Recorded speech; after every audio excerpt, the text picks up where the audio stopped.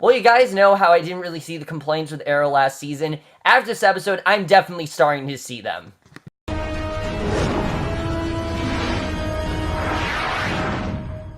Hey guys, Hammer for Arrow, Season 5, Episode 2, The Recruits, and I was really looking forward to this episode. I really enjoyed last week's premiere. I thought it was a very promising direction for the show, and I was really hoping that this episode would basically be as good as the first one, and I have to say, that really wasn't the case. There were some things this episode that were genuinely great that I really did enjoy. My problem with this episode is the title, The Recruits. The recruits in this episode, I could not stand. I thought they were just really annoying overall, and we really didn't need them, and I'll talk about that. But let's just get in this episode because I do have some stuff to say. I don't want you guys to think I hate this episode because I really didn't, but I am starting to see some of the complaints where people are coming from when it comes to this show. I get what people are saying. Do I think the show is Felicity and Friends? Absolutely not. I don't think the show is Felicity and Friends. I don't know why people call it that. Oliver is our main character. Oliver has always had the most focus. I don't know why they call it Felicity and Friends. It's kind of silly, but let's just get in this episode because there's not a ton of stuff to talk about, definitely not as much as last week, but we start off and right away we see the character of Wild Dog, who sounds like he'd be a better villain than he would a hero. He's chasing down a suspect. He trips and falls off the edge of the building. Green Arrow catches him with a bolo arrow. Oliver gives him a quick lecture and offers an opportunity to join Team Arrow, that he basically, he's going to let him take away this vigilante life and get him to join Team Arrow, and he is my main problem this episode, is Wild Dog. This character is so annoying, and why is that? He's literally just there to complicate things, and it seems like they only did that to add drama here, and I want to like this character, I really do, but if they keep writing Wild Dog the way they did in this episode, I'm really gonna get sick of him. But back at the lair, Curtis fails miserably at the salmon ladder, the thing that Oliver tries to climb, which, funny enough, Stephen Amell actually does climb that in real life, I heard. I know I'm copying Review King MB because he said that in his review, but yeah, he actually does, and Oliver tells Curtis that he's got further to go than the rest of the recruits, so he's going to be challenged the most, and he tells the team that all three of them are going to be wearing masks while they train the recruits since they don't know the recruits yet, which I don't really think made a lot of sense. Why did they need the masks? I don't really know. I mean, I get that Oliver is trying to be secretive about it, but I mean, you're trying to train this team. Why do you want to wear masks? That just didn't really make a lot of sense. In fact, he's telling Felicity to wear a mask. I didn't really understand that. And then there's that horrible line in this episode where Felicity says, "Oh, that's hot." I mean, "Oh, it's not." I thought that was that was really weird the way it was done. Felicity is supposed to be over Oliver, and Oliver isn't really over Felicity, but she definitely is over Oliver. So I don't know why she said that. It felt very out of context, and it felt like it was only there just to please fans and to complaints. Annoying, because she was kind of annoying in this episode. Her going on and on about this and that and all this kind of stuff. I just found her to be actually kind of annoying. I'm not going to lie to you guys. I like Felicity as a character, but I feel like at this point, they're trying to do too much with her. Like, yes, we want the comedic side of Felicity back, but that's not the reason that we like Felicity. We like Felicity because she was her nerdy, adorkable self, and she didn't have all these freakouts. And last season, I think she had so many freakouts, which I felt made sense at the time. I actually liked they were giving her more dramatic material.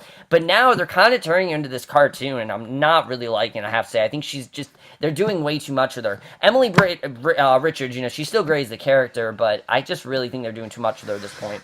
But elsewhere we see Diggle, who Diggle is getting a lot more to do this season than I thought. I thought he was just going to be here, for a couple things, but it seems like they really are focusing on him. He's going to lead a military operation in Chechina. Sorry if I'm pronouncing it wrong, but after a short meeting, he mentors a young soldier who's scared about going on the mission, which is his first, and I did like seeing Diggle bond with him overall. We then see at the office of the mayor, Oliver successfully pitches Amertech to underwrite a free medical event that can help take care of the victims of the city's crime epidemic. Now, this is really interesting. I like seeing Oliver as mayor. I like seeing him having to make these decisions, and I like seeing why he's making these decisions. This is the thing he helps that's going to help the city. If they have a better medical center that actually, is free and they can get people there very easily, then there won't probably be as many deaths, and people won't be hurt. He really wants to clean things up, and you definitely do see that.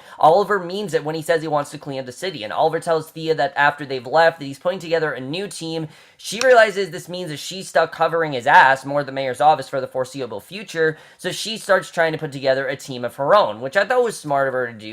The fact she's going to need all of these executives and things like that. But honestly, to be honest with you guys, I really don't think we needed this team, because the next scene, he's challenging the recruits to an exercise, they try and get past him, ring a bell, and they all fail repeatedly. And here's my problem with this episode. There's no reason why he has these recruits. What is the reason why he has them? How did they get there? What is the reasoning behind this? I didn't see it. I really did not see it, to be honest with you guys. I don't understand why Oliver got these people. I don't understand what he saw in them, because all I saw in them were whiny millennials. That's all I got. I got whiny 20-somethings who are just going to whine and complain about everything and are just there to defy Oliver. I just found it to be really annoying, I have to say, and I just didn't really get why Oliver would train these recruits. And I get that Felicity, was on his back about it so much last week that he basically had to say yes. I get that, but why did they need these recruits? What did she see in these recruits?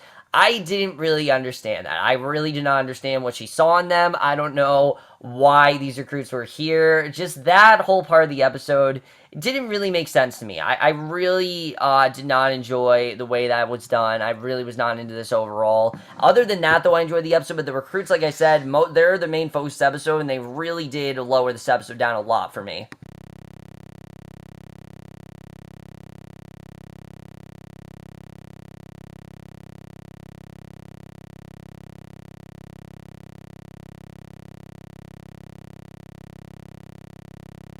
So I will, in fact, comment this episode on, though, are the flashbacks. Like I said, they're really doing a great job of making these flashbacks not just interesting, but really coinciding with the main narrative. And they did that really well here. There are really some great transitions in this episode that were honestly pretty stunning. I thought were really well done. We see in the flashback more or less the same exercise, except Oliver is actually one of the recruits, and it's the Brodva that are hosting. I thought that was kind of cool the way we saw that. Definitely really enjoyed that. But in Star City, a man is talking about stops to give a homeless guy some money, but when he walks away, the homeless guy turns out to be a hooded, ragged figure who attacks him from behind. We don't know who this is, but he attacks him from behind. So back at the lair, Oliver reveals that the man attacked is in the ICU after seemingly being smothered. The man was actually a vice president at Amertech, and the company that was helping with Oliver's charity event, and the Amertech CEO wants to pull out due to concerns of safety and legal concern. But Oliver promises that the city will act responsibly if anything happens, and that he will triple police presence at the event. So she agrees to stay. And again, I like seeing Oliver take responsibility for this. Saying, "Look, I'm going to be the man to do this. You need me, I will do it for you." But again, it just makes me think Oliver does not need a team. He's never really needed a team. The only reason he had a team is because, Thea ended up being trained. She wanted to step up. Laurel wanted to, step up, things like that. And then Roy, he was in the team because, him and Oliver were working together, things like that. That's really it. Oliver never really needed a team, and I don't really think he needs this team. So, overseas, Diggle's operation doesn't go particularly well. 2 men are shot in short order. One of them is still alive, believes that the bad guys knew they were coming, and I really like seeing this darker side of Diggle, just seeing, what's happened to him. Diggle definitely is not going to be the same man, once he eventually does come back. I don't know when that's going to be, but whenever he does come back, he's going to be a very changed man. We definitely do see that. So at the lair, Green Arrow is still being on the recruits. They're starting to get agitated, and I really don't blame Oliver for getting upset, because they're really just being dicks. Before the conversation can escalate, though, Felicity calls Green Arrow away, tells him that they have footage indicating the attacker of the Amertech VP was enhanced in some way, and Felicity convinced him to bring the team with him to the charity event, and he does, and it's not a bad idea. The Amertech CEO is attacked almost immediately after the event starts by a man who seems to have living clothing reaching out to strangle her, so Oliver gets a shot at the ragman, but when the little girl is in the crosshairs, Wild Dog, not in costume but undercover as a volunteer, tackles him, tears a piece off, and Oliver obviously gets really pissed at Wild Dog. But again, I felt like this was only here to create tension between Wild Dog and Oliver that we really didn't need. I mean, they're just getting us to like these characters. Why are you trying to get me to be so upset with Wild Dog if you're trying to get me to actually get behind his character? Because if this is what we're going to see a Wild Dog, I'm not going to be able to stand this character. I remember they did an arc like this with, with Roy back in season 3 when Roy, remember when he was under the Mirakura and he was, acting rogue and things like that, and he was kind of doing things that were unjust, and Oliver was upset with him about that. I remember that, and this is a very similar arc. The difference is we knew about Roy and Oliver's relationship, therefore we cared about it. This I don't give a shit about, and because we're just meeting these characters now, and all I've gotten from Wild Dog is just this really rebellious guy who does not want to listen to Oliver and acts on his own, which to me was just really annoying, I have to say. I really got pissed off at what was going on there, and I think they could have handled that really differently, honestly. I really think what they should have done is introduce Wild Dog a couple episodes, introduce him now, and then do some conflicts. That would have been fine. The problem with this episode is that they want us to care about these characters that we're just meeting, and I just don't really care about them. They don't really give me anything to care about.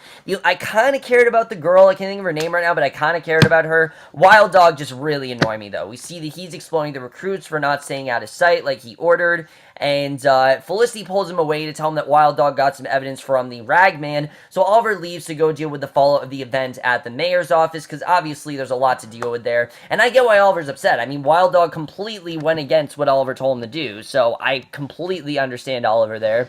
But at Diggle's op, the young soldier he pep talked earlier is actually injured, and the two decide to case the building. Soon after they split up, Diggle is disarmed by a group of American soldiers who are going to steal the weapon. They're ostensibly there to get out of the hands of the rebels. And, again, interesting stuff there. So at the police department, Felicity gives the rag and a long story filled with lies about where it came from to her boyfriend to get it analyzed. This guy's whatever to me. I don't really care about him, to be honest. I think he's fine, but they're not really doing anything with him. We know zero to nothing about him. And again, this is the perfect example of us getting a character that I just don't really care about, and the show kind of wants us to care about. I have no opinion on this guy whatsoever. He's Felicity's boyfriend. He's whatever. We know nothing about him. And I think that's really the problem with this episode, is that they get us these characters, but we just don't really care about them. And this is a perfect example of that. He's not as bad as Wild Dog. I don't really think he's a bad guy. He seems like a good dude. He seems like he's a good boyfriend to her, but I just know nothing about him, so I can't really say, oh, I like this character or not, when I know zero to nothing about them.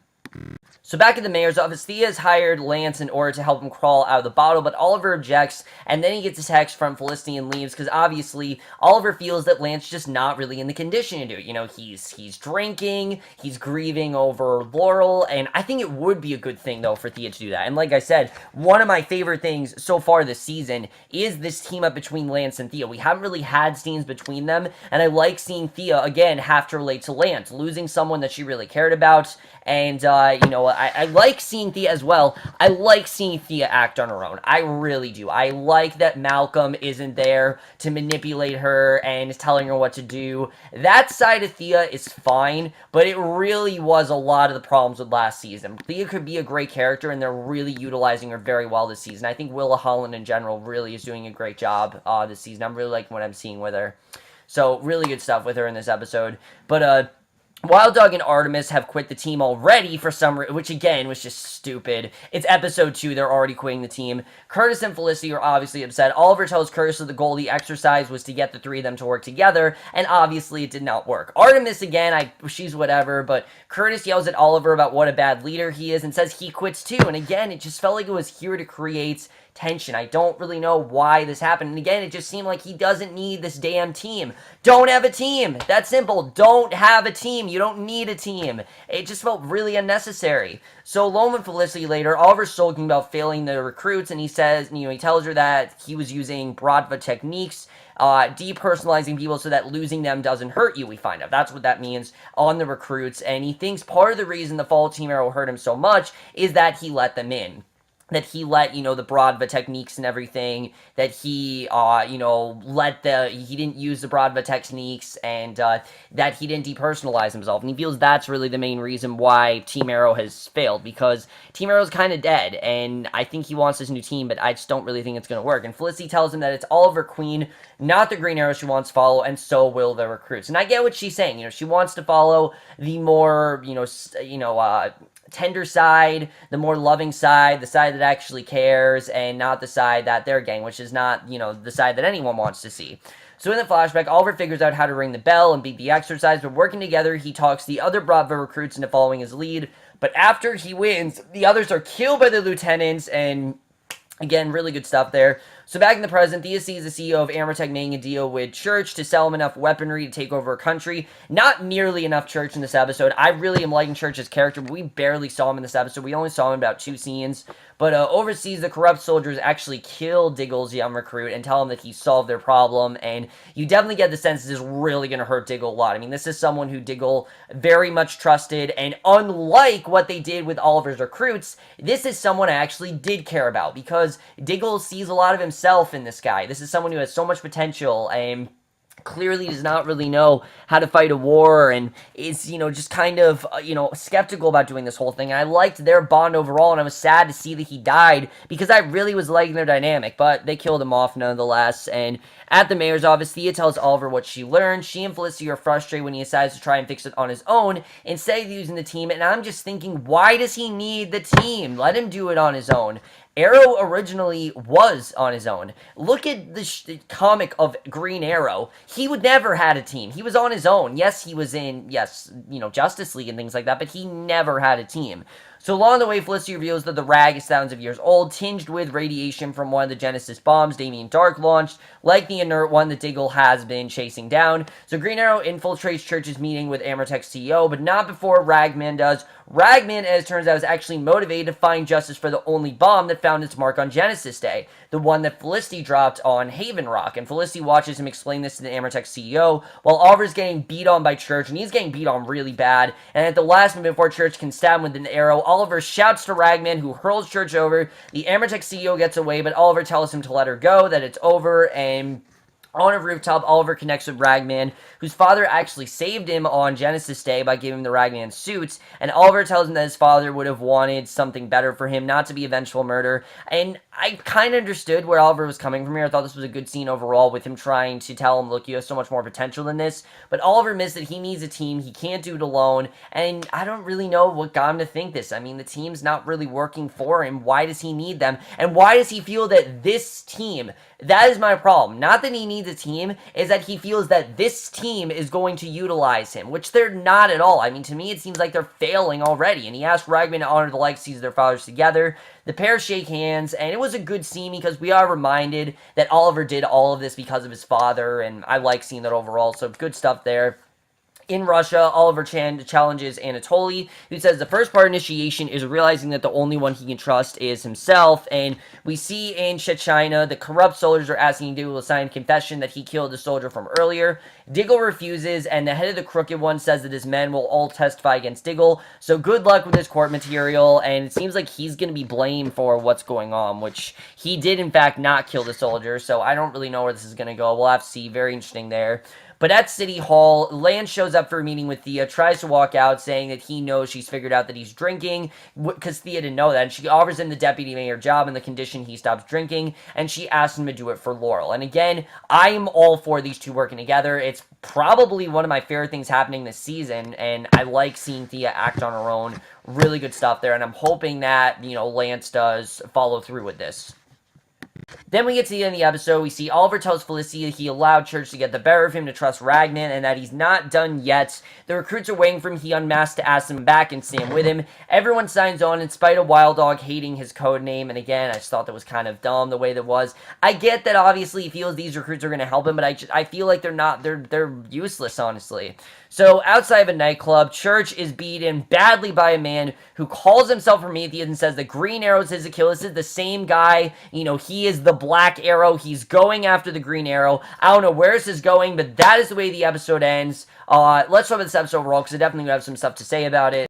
So, not a bad episode. I want to tell you guys out right now. I did not hate this episode. But compared to last week, the potential already is starting to wane. If we are heading in a direction where Oliver is going to try to redeem himself and, try to make up for the errors he did last year and figure out that he needs to kill, that is a show I would watch. But Oliver assembling a new team of relatively completely unknown members that we know almost zero to nothing about, as does him, he knows almost nothing about them, is completely absurd. And for you to tell me that he feels that these people are going to protect him when already they're going against him, it seems completely absurd to me. I have no idea why they're going this direction with them, honestly. Here's my thing. The fact that these are new characters, I feel like these should have been characters that we already know. Maybe introduce them last season, even. You know, they could have done that. They could have found a way to introduce them. Hell, they introduced Damien Dark in the finale of Season 3. So they very well could have introduced these characters last season, and if they did that, maybe then I would get behind these characters. Maybe I would enjoy them more. Maybe I would care for them. Right now, though, I don't give a shit about them. All I've gotten from Wild Dog is that he is this annoying guy, this annoying vigilante who acts on his own, doesn't listen to orders, and just is really stubborn. And then I got mostly nothing from Artemis. I don't really have anything to say about her, but I got nothing from her, really. I just really don't think that this is the team to help Oliver. I don't really know if this is really going to work. We'll have to see. I do like where this Black Arrow storyline is headed, though. I think it's about time we get to this with the Black Arrow. What he wants to do with Oliver, we don't really know. And how Church is going to play a role in this, I don't really know. But it seems like this kind of a theme with the DC shows this year. Every single villain, it seems like, is going to be seduced by, well, not seduced, but like coerced into doing something by a bigger villain. Whether it's Tobias Church and, you know, the Black Arrow, whether it is Alchemy and, I can't think of his name right now, but, you know, the guy from The Flash, or if it's Corbin and the character from Supergirl. It seems like that's really going to be the main theme. I don't know who the villain's going to be in Legends tomorrow, but we'll have to see. But overall, I'm interested in seeing where that storyline is going to go. And I also like seeing Oliver as the mayor. I do like seeing this. I like seeing him try to turn things around, but I like seeing Thea play a big role here, realizing that she needs to get involved, and her helping Lance. I'm looking forward to seeing how their whole dynamic's going to go. That's going to be interesting. And then finally, Diggle. I really do feel bad for Diggle, definitely what he's going through. I mean, it's going to be really hard. He really cared about this guy, and now he's going to be framed, so we'll have to see really what's going to happen there, because I don't really know. And like I said, really my main problem this season is just I feel like we didn't need this team. We don't need them. Felicity is starting to become a problem, and I was worried this was going to happen, and it is. I am starting to get a little bit annoyed by her. I think they're going a little bit too cartoony and a little bit too silly with her. They need to maybe have some sort of balance, which it doesn't really seem like they have right now. But again, let me know what you guys thought of this episode. Love to your thoughts on it. I did enjoy this episode overall. I didn't dislike it. I just thought it was way definitely a big step down from last week. The things that were great, the subplots were great. It was just the main plot I really could not get into. But that's my review. Hope you all enjoyed. We'll see you guys in my next, which will be for American Horror Story Roanoke, and we'll see you guys for that. Okay, bye.